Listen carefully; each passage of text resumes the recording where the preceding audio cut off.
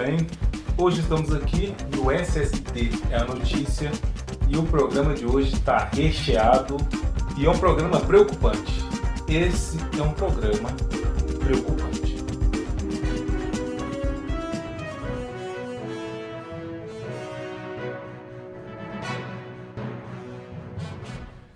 Incerteza.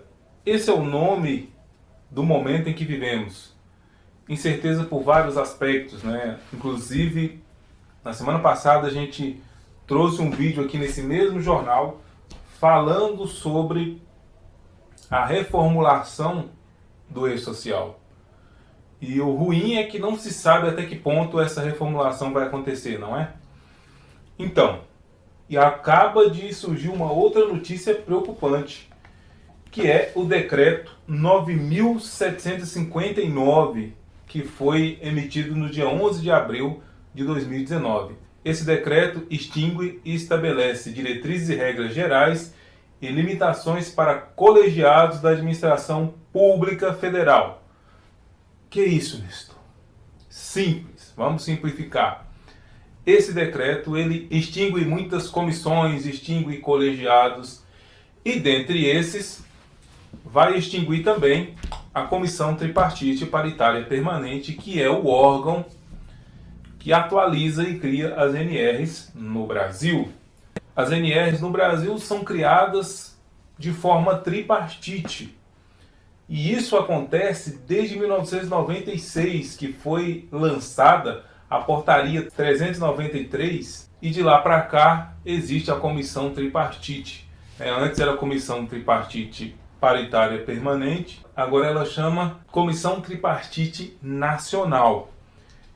Nestor, mas para que serve essa comissão? Então, meu filho, ela serve para criar e alterar as NRs. A CLT, no artigo 162, ela diz que o Ministério do Trabalho é que criaria as NRs, não é verdade? O Ministério do Trabalho, que agora nem existe mais, agora é o Ministério da Economia. O Ministério do Trabalho foi incorporado ao Ministério da Economia.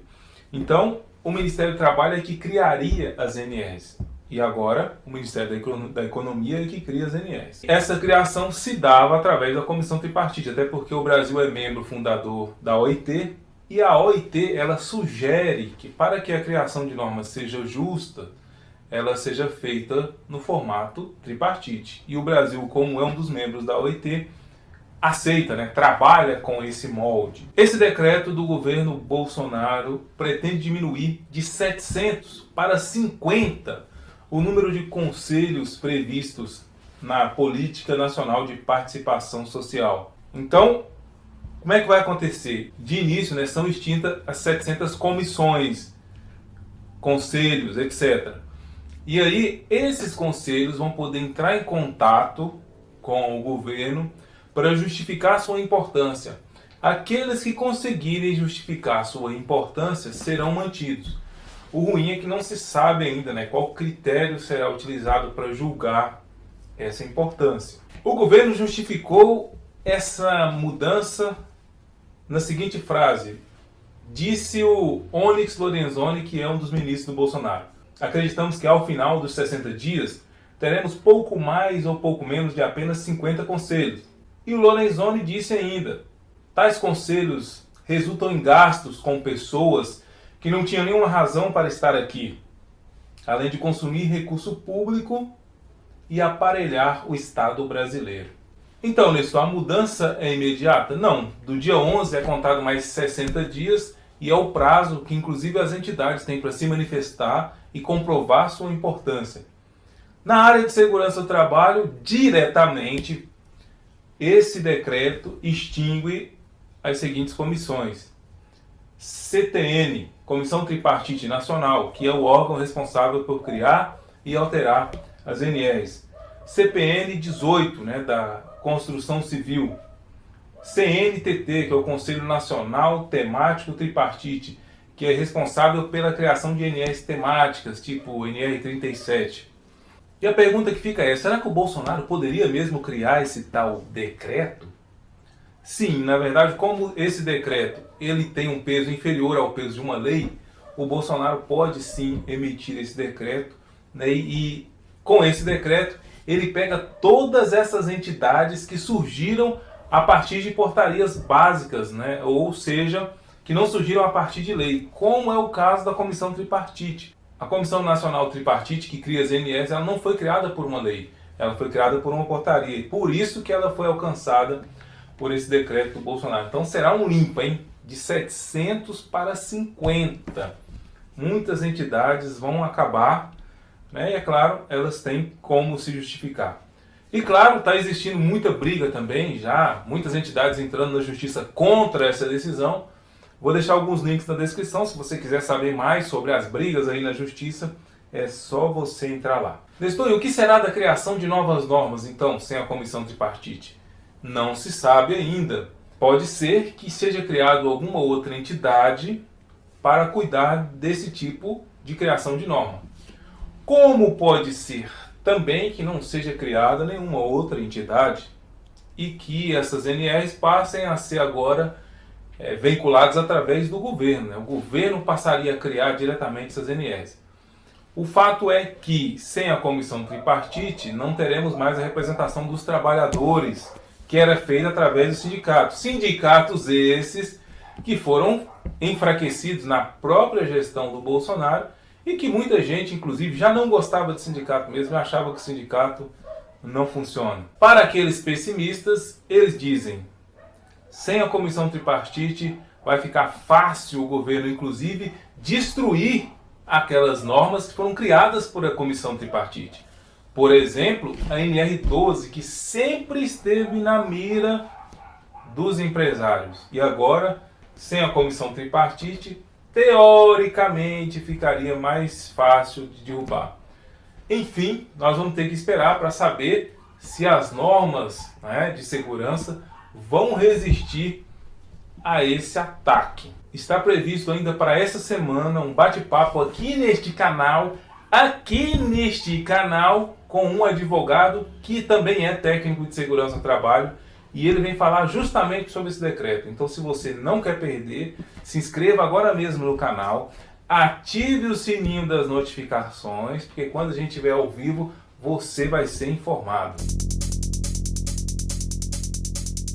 Uma liminar na justiça mantém o SESMIT terceirizado em uma empresa. O fato aconteceu dessa forma. Um auditor fiscal foi fiscalizar a empresa HR Vigilância e Segurança Limitada.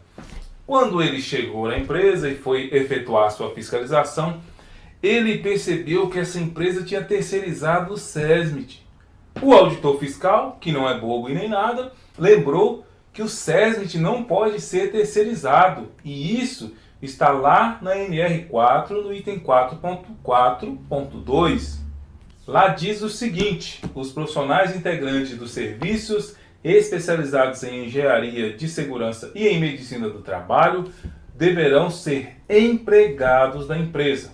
Ocorre que depois da lei que regulamentou a terceirização irrestrita, a NR4 agora está indo contra a CLT, porque a CLT dizia que não podia terceirizar a atividade fim.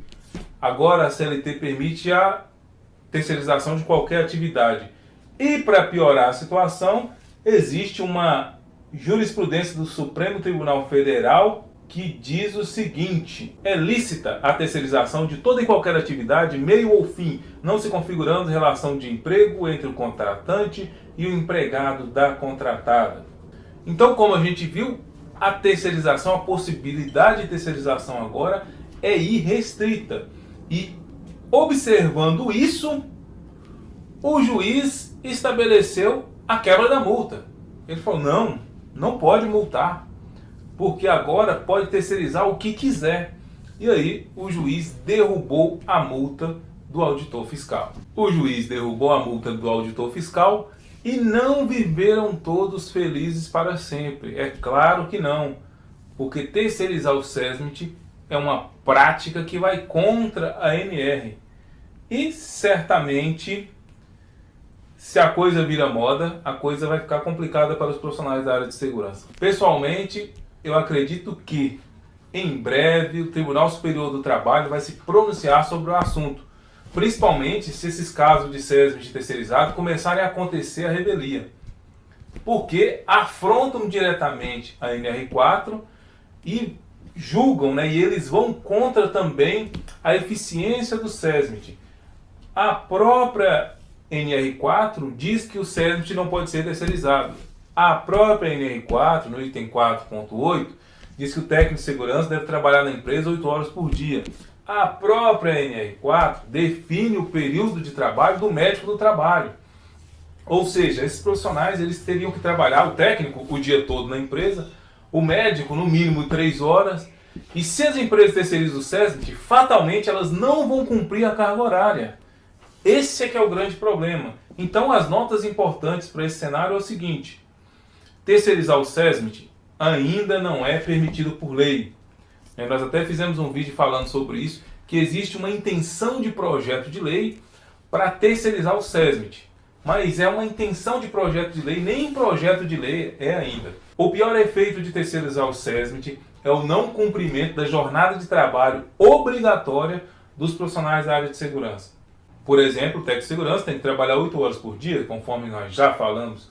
E o item 3, e mais importante, é o seguinte: você, empresa, que se arriscar a terceirizar o SESMIT, saiba que você pode ser questionada na justiça. Será que você está pronta para poder ser questionado na justiça sobre isso?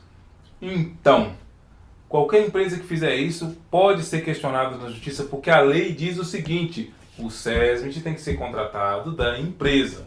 Então, é mais uma coisa que nós vamos ter que ver, né, o que o TST vai decidir, se há mesmo a possibilidade de terceirização do SESMIT ou cumpra-se o que está definido na NR4.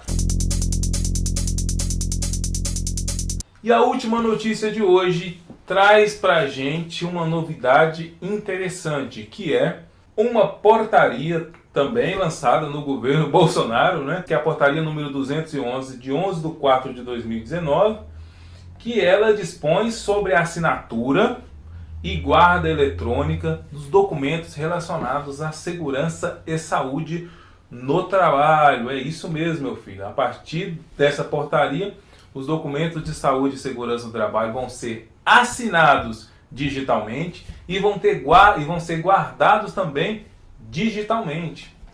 Então, vai morrer o impresso. O impresso vai vigorar só até antes da norma, né? Já existe precedente para isso. Existe, por exemplo, a Lei 13.787, que dispõe sobre a digitalização e utilização de sistemas informatizados para a guarda, o armazenamento e o manuseio de prontuários do paciente. Se o prontuário dos pacientes já poderiam ser terceirizados, né, através dessa lei, era só questão de tempo a chegar aos documentos de saúde e segurança do trabalho, né? E agora chegou. Como a tendência mundial é a diminuição do uso de papel, né, o menos uso de papel, também chegou à área de segurança do trabalho. Então, todos deverão assinar digitalmente e guardar digitalmente, ou seja, guardar eletronicamente os documentos de saúde e segurança do trabalho, conforme você pode ver aí na tela, né? PPRA,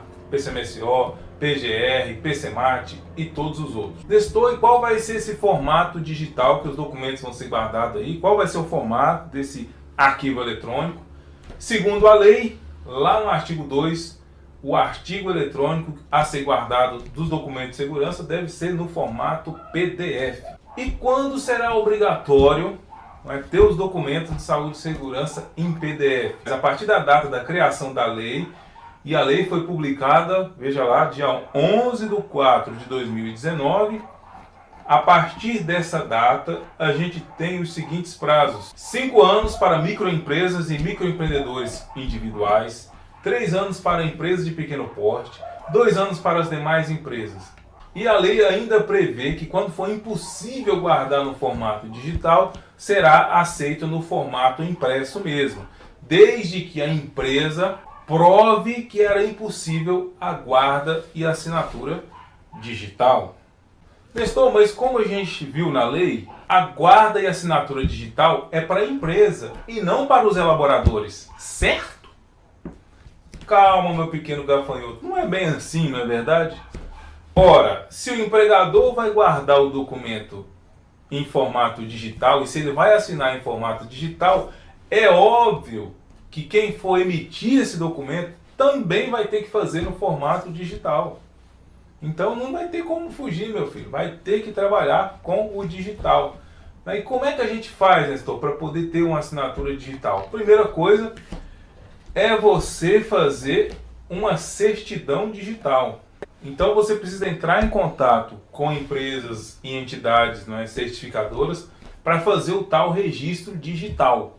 Uma vez que você fez o registro digital e que você ligou esse registro digital a determinados computadores na sua empresa, na sua casa, vírgula, etc., aí é só você acessar o computador que você já tem o certificado digital nele, você acessa o leitor em PDF, vá no menu ferramentas, seleciona a opção assinar e depois assinar documento. E aí é só seguir as instruções posteriores e adicionar a imagem da sua assinatura. Também é possível assinar digitalmente outros documentos como Word, Paint, etc. Porém, na área de segurança do trabalho, a portaria é clara, a assinatura tem que ser no formato PDF. Eu espero que você tenha gostado da edição do jornal de hoje, se bem que hoje foi difícil gostar, né? Tem notícias preocupantes aí, o pessoal começando a brincar de terceirizar o SESMIT, a comissão tripartite sendo extinta, realmente é um tempo preocupante. Mas enfim, temos que vender nosso peixe assim mesmo, temos que continuar sonhando e continuar trabalhando. Curso Descomplicando PPRA Salvador, dia 27 e 28 de abril. Curso de Higiene Ocupacional em Curitiba, dia 18 e 19 de maio. Curso Descomplicando PPRA em Tangará da Serra, no Mato Grosso. Finalmente vamos ao Mato Grosso. Curso Descomplicando PPRA em Uberlândia, 25 e 26 de maio. Curso Descomplicando PPRA e o E-Social em São Paulo, 8 e 9 de junho. Esse de São Paulo, curso com o Nestor e com o colega Valério Wagner, o prevencionista da voz mais linda do Brasil. E ainda temos o curso de Higiene Ocupacional no dia 6 e 7 de julho em Goiânia e também Higiene Ocupacional 20 e 28 de julho em Fortaleza, no Ceará. A gente se vê numa próxima oportunidade, se Deus quiser. Se você quiser saber mais sobre os nossos cursos, vamos deixar um link na descrição. Vá lá e eu garanto que você vai gostar muito. Nós temos centenas de depoimentos de pessoas que fizeram o curso com a gente e que gostaram pra valer. O nosso curso é transformador e certamente vai fazer muita diferença em toda a sua carreira de prevencionista.